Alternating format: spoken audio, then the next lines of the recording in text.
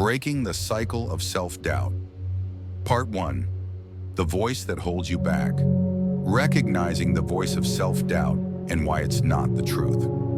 Most people live with a voice inside their head that sounds like their own, but isn't. It's the voice that whispers, "You're not good enough. Who do you think you are? Or why even bother?" It creeps in when you're about to try something new. Speak up, apply, leap, grow. This voice doesn't scream, it whispers, and yet it holds the power to derail entire dreams.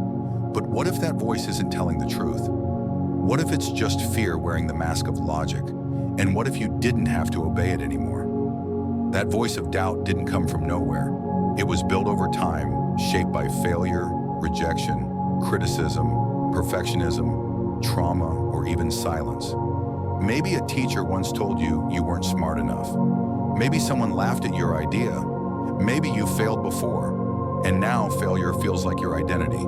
So the brain builds a strategy to avoid more pain. It says, if I never try, I'll never fail. If I don't speak, no one can reject me. This is the voice of the inner critic. And while it sounds like protection, it's actually a cage. Here's the hard truth. Your doubts are not objective facts. They are emotional echoes of past pain. Doubt says, you'll probably fail. Truth says, you might, but you'll learn. Doubt says, you're not good enough. Truth says, you're still growing. And growth? It always comes with discomfort. The problem isn't that you doubt. The problem is believing that doubt equals truth. Your brain is wired for survival, not success. It prefers the known, even if the known is miserable. So when you try to leave your comfort zone, your brain hits the alarm and says, no, too risky, too uncertain. Stay where it's safe. But safe isn't always good. Sometimes safe means stuck. That voice of doubt is just your nervous system trying to protect you from uncertainty, embarrassment, failure. But what it doesn't understand is that discomfort is the only path to something greater. Imagine a child learning to walk. They fall, stumble, bump into walls, cry, and get back up. Nobody says, you failed. Walking's not for you. We cheer for their effort. We don't expect perfection. But somewhere along the way, we start expecting flawlessness from ourselves. We trip once, and we call ourselves failures. We hesitate and label it weakness. But falling isn't the end. It's how we learn balance. What if you saw doubt not as a red light, but a green one? What if every moment you feel that knot in your stomach, every hesitation, every "what if I'm not ready" thought was actually a sign? A sign that you're standing at the edge of growth. A sign that you're about to become someone new. Doubt doesn't mean stop.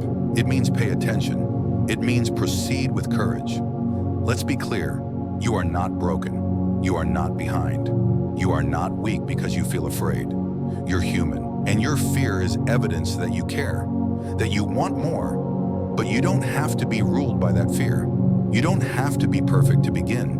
You don't need a 10-step plan or total clarity. You just need to take one small step. So here's the invitation. When the voice of doubt rises, don't fight it. Don't argue with it. Just notice it, name it, and then act anyway, even if it's messy. Even if you tremble, even if you fail, because every action is evidence. Evidence that you are capable, that you're moving, that you're choosing yourself. And with every step forward, that voice gets quieter. Not because it disappears, but because you've stopped giving it the microphone. You've just begun a journey most people never take. A journey not away from fear, but through it. This was only the beginning. In part 2, we'll explore how to build real confidence from scratch. Not by waiting to feel ready, but by learning to act even when you're not. You're not broken. You're becoming. Stay with me.